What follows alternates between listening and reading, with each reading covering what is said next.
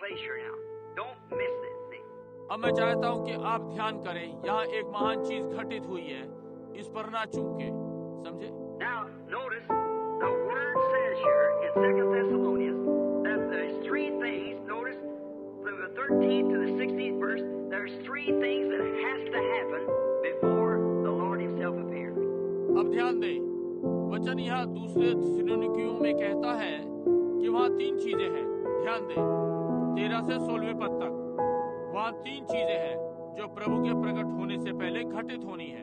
Quickly now, so we can close. अब जल्दी से, ताकि हम बंद कर सकें, समझे? The first thing happens. Notice a shout, a voice, a trumpet. Let's read it now. See if that's right. See.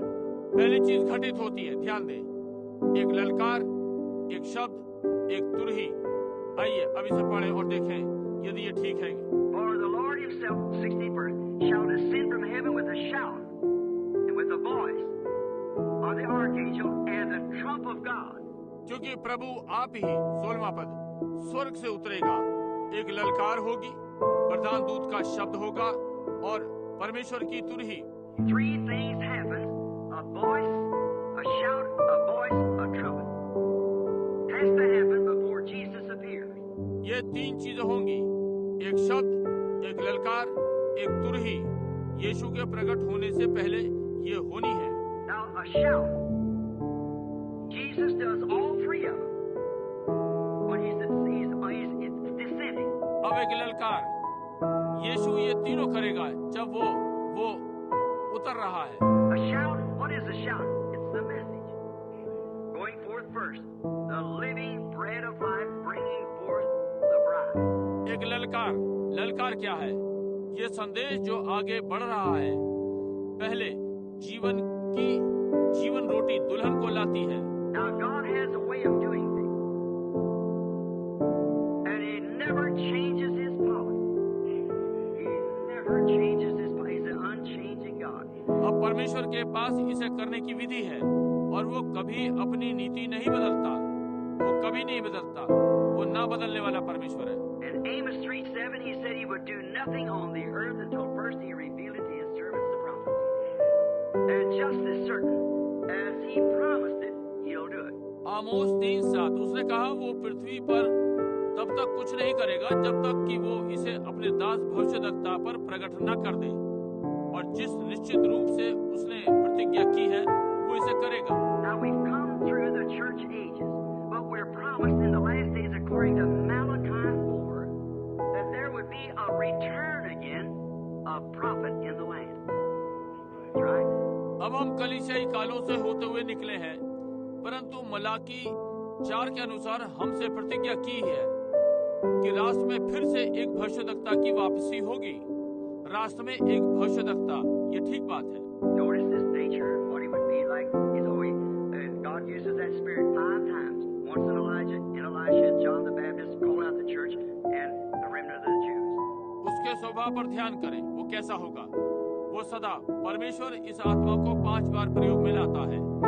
एक बार एलिशा में यूहन्ना बपतिस्मा देने वाला कलीसिया को बाहर बुलाता है और यहूदियों के बचुओं को। 5 times grace, J-E-S-U-S-F-A-I-T-H. It's a number of grace. See? All right. 5 बार अनुग्रह, ग्रेस, JESUSFAITH, और ये अनुग्रह का अंक है, समझे? ठीक है। Now remember, the message is promised, and when all these mysteries has been also bundled up by a bunch of Ecclesiastes, it will take a direct prophet from God to reveal it. And that's exactly what He promised to do. अब याद रखें, संदेश की प्रतिज्ञा की गई है, जबकि ये सारे भेद इतने सारे पुरोहितों के द्वारा इकट्ठे कर दिए गए हैं, तो ये सीधे सीधे परमेश्वर के भविष्यद्वक्ता के द्वारा प्रकट किए जाते हैं, और उसने ठीक यही करने की प्रतिज्ञा की है, समझे? Now remember, the word of the Lord comes to the prophet, not the theologian, the prophet. Or he is a reflector of God's word. अब याद रखें, प्रभु का वचन भविष्यद्वक्ता के पास आता है, ना कि धर्म विज्ञानी के पास। भविष्यद्वक्ता ही परमेश्वर के वचन को परावर्तित करता है। He can't say nothing. He can't say his own thoughts. He can only speak what what God reveals. वो कुछ नहीं कह सकता, वो अपने विचारों को नहीं बोल सकता, वो केवल वही बोल सकता है जो परमेश्वर प्रकट करता है।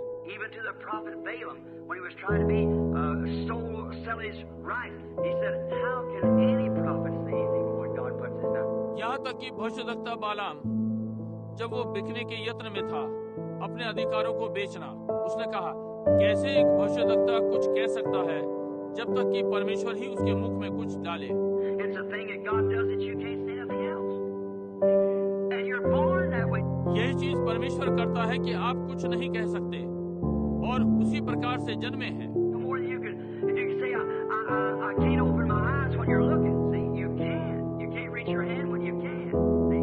आप इससे अधिक नहीं कर सकेंगे। यदि आप कर सकते हैं, मैं अपनी आंखें नहीं खोल सकता जब आप देख रहे हैं, समझे? आप नहीं सकते। आप अपना हाथ नहीं बढ़ा सकते जबकि आप सकते हैं। You can't be a dog when you're human. See? You're just made thus. आप कुत्ता नहीं हो सकते जबकि आप मनुष्य हैं, समझे? आप उसी प्रकार से बने हैं। And God has always, in the ages, through Isaiah, Jeremiah, and all the Elijah, the ages gone by, when the ecclesiastical group would get everything all mixed up, He would send a prophet, raise him up from nowhere. और परमेश्वर भी सदा उन युगों में इन यशाया, यिर्मयाह और सारे एलिया जो युग बीत गए, जबकि पुरोहितवाद के झुंडों ने हर चीज को मिला दिया, वो एक भविष्यद्वक्ता को भेजेगा, उसे कहीं से भी उठा खड़ा करेगा। He's gone to another situation to speak his word, called off the scene and gone.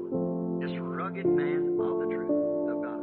वो उनकी किसी अवस्था से संबंधित नहीं होगा और उसका वचन बोले दृश्य से हटा और चला गया।